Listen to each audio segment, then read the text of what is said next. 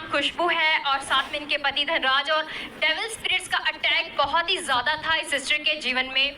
और बताते हैं कि डेविल स्पिरिट्स लगातार इन्हें ख़राब कर रही थी, इन्हें बहुत गंदे सपने आते थे और गुस्सा बहुत ज़्यादा आता था।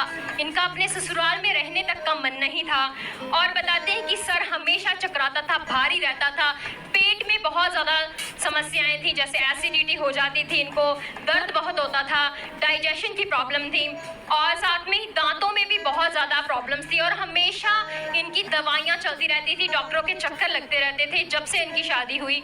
और फिर शादी का 1.5 साल हो गया और ये सिस्टर प्रेग्नेंट नहीं हो पा रही थी। इसी कारण भी इनको बहुत सारी बातें सुनने को मिल रही थी। लेकिन इनके पति ने फिर डिसाइड किया कि इन्हें डॉक्टर के पास लेकर जाते हैं। तो एक गायनेकोलॉजिस्ट के पास गए तो उन्होंने बताया कि इनकी अल्ट्रासाउंड करवानी होगी। और अल्ट्रासाउंड जब हुई, रिपोर्ट में आया कि इनकी बच्चेदानी है, यूट्रस, उसमें बहुत ज़्यादा स्वेलिंग हो चुकी है। और स्वेलिंग के कारण ही ये बताते कि ये सिस्टर प्रेग्नेंट नहीं हो पा रही थी। फिर डॉक्टरों ने अपना ट्रीटमेंट शुरू कर दिया और इनको लगातार दवाइयाँ खानी पड़ रही थी। और जो दुष्ट आत्माओं ने इनको परेशान किया था वो भी दवाइयाँ अलग से चलती थी और इनको इस स्वेलिंग के लिए भी अलग से दवाइयाँ खानी पड़ती थी। मतलब बुरा हाल था इनका, इतने ज़्यादा परेशान थे सर से पाँव तक। दुष्ट आत्माओं ने बुरा हाल किया हुआ था। और फिर बताते हैं कि जैसे ही 2022 में ये सिस्टर एक बार प्रेग्नेंट भी हुए और जब प्रेगनेंसी का दूसरा मंथ चल रहा था तो फिर बताते हैं कि उस समय इनका मिसकैरेज हो गया और वो बच्चा नहीं बचा। तो इस बात को ये सिस्टर बार बार सोचती थी, अपने मन में चिंता करती थी, डिप्रेस्ड होती रहती थी कि मेरे साथ क्यों ऐसा क्यों हो रहा है। हर टाइम इनके जीवन में एक चिंता बनी हुई थी। और फिर इस स्ट्रेस से बाहर निकलने के लिए ये बताते हैं कि इनके घर वालों ने इनको ओझा तांत्रिक बाबों के पास भी लेकर गए कि वहाँ जाकर ये ठीक हो जाए, लेकिन कोई फायदा नहीं था। और बताते हैं कि एक इनके घर पे भी एक पास्टर था तो उससे भी इन्होंने प्रार्थनाएं करवानी शुरू करी, लेकिन बताते हैं कि तब भी इनको उससे कोई आराम नहीं मिल पा रहा था, कोई प्रार्थना काम नहीं कर पा रही थी। और फिर किसी के द्वारा इनको सुखपाल राणा मिनिस्ट्री का पता चला 2023 में।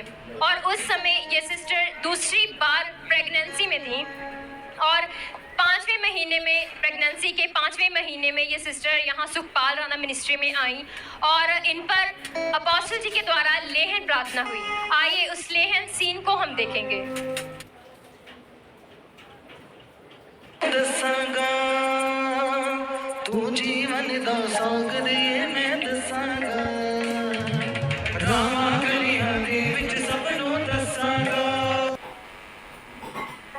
तो जैसे ही ये पहली बार मिनिस्ट्री में आई और उस समय अपोस्टल जी का जैसे ही एक अभिषेक खुदा के दास का हाथ इनके सर पे आया तो जितनी भी इनके जीवन में दुष्ट आत्माएं काम कर रही थी, जितनी नेगेटिविटी ने इनको परेशान किया था, इतनी बीमारियों में डाला हुआ था और गलत मलत सपने और बहुत ही ज्यादा गुस्सा और इनके घर तक को तोड़ने वाली थी, तो बताती वो सारी प्रॉब्लम्स बिल्कुल खत्म हो चुकी थी।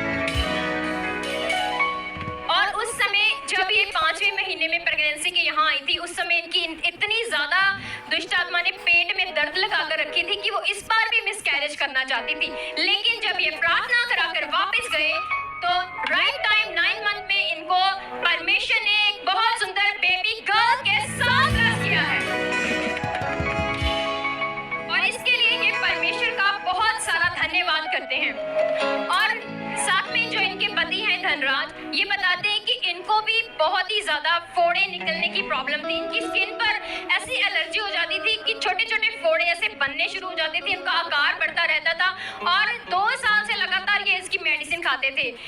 इन्होंने बताया कि जब भी गर्मियाँ आती थी उस समय ये प्रॉब्लम इनकी शुरू हो जाती थी और लगातार इनको इसका दवाई खानी ही पड़ती थी। लेकिन जब से इनकी जो वाइफ, उन पर परमेश्वर के दास का हाथ आया और प्रार्थना हुई, तब जब ये घर गई तो बताते हैं कि उस दिन से इनकी भी वो प्रॉब्लम बिल्कुल चली गई। बिना लेहन परमेश्वर की वो ग्रेस ने जो इनकी वाइफ पर आई, इनके जीवन में भी वही काम किया और तब से इनकी वो प्रॉब्लम चली गई, वो फोड़े वहीं